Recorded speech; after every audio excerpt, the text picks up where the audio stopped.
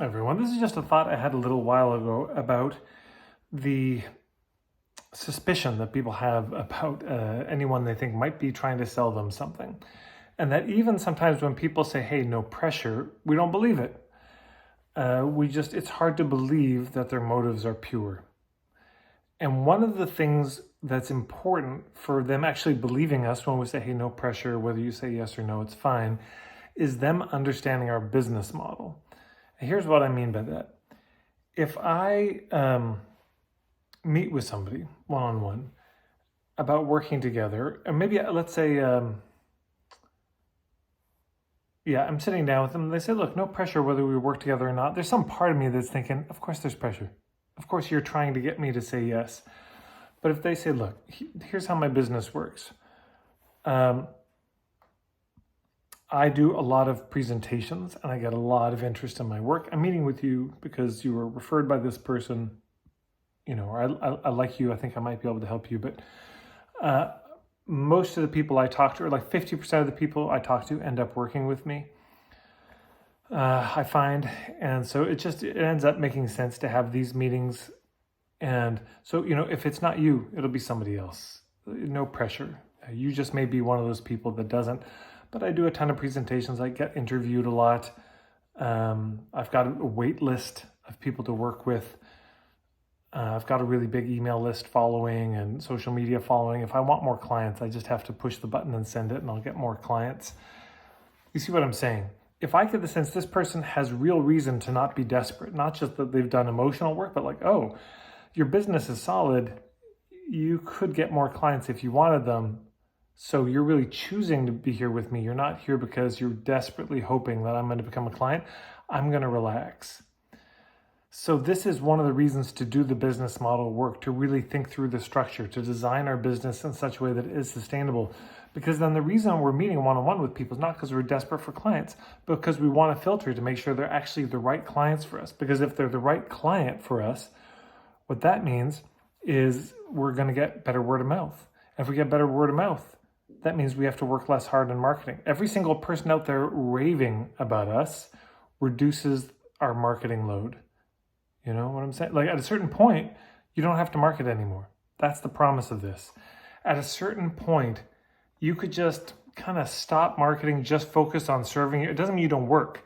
I'm just saying if you're a restaurant, you just focus on serving your clients and you've got enough momentum that you may not have to market ever again, or not for a long time. Or you've got enough clients and enough, reputation, you just keep coaching your clients. You keep giving therapy sessions to clients and you don't have to market so much anymore. But that only happens when you get a lot of rave reviews, and the rave reviews only happen when you get clients that are a perfect fit. And it's less likely that you're going to even get the meeting with those clients who could be a perfect fit if they're suspicious of you and your motives and they're closed off. So one of the ways, you see, it's a chicken and egg thing in a way, but there's a reciprocal relationship here. The less desperate we are, and the less desperate people see us as, more importantly, the more likely they are to meet with us and trust us.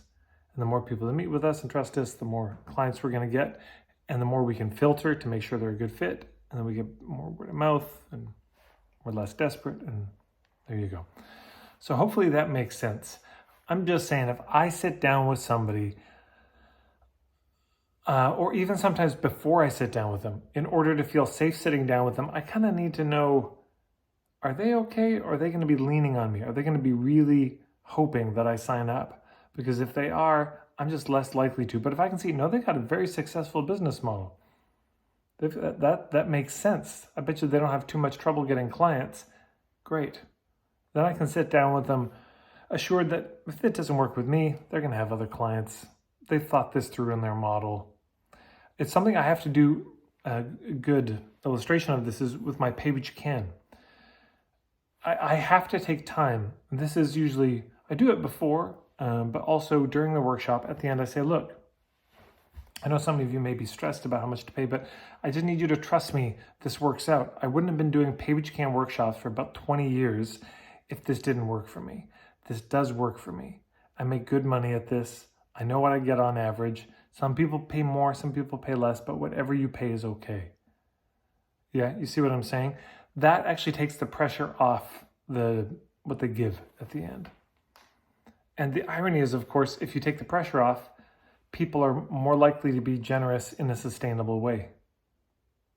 Yeah, they're more likely, it may actually give more, but whatever they give, it's going to feel more sustainable. They're less likely to give in an unsustainable way. They're more likely to give an amount that feels right without all that pressure. But if I push them, they might actually get stingy because they're reacting to me. So I have to reassure them before they give, it's okay. I'm taken care of. It's a real good message to give your clients, like, hey, I don't need you as a client. It's okay. I'm taken care of. I got a plan. So that pressure of my well-being and my survival, my need, off the table. We can just talk about you and focus on you and your needs. And that's the thing. Hopefully that's helpful. I'd love to hear any questions you have about this in the comments below. Thanks so much for stopping by. Marketingforhippies.com is my website. I'm on Instagram at marketingforhippies. And of course, if you hit the red subscribe button and the bell, you'll be notified when new videos come out.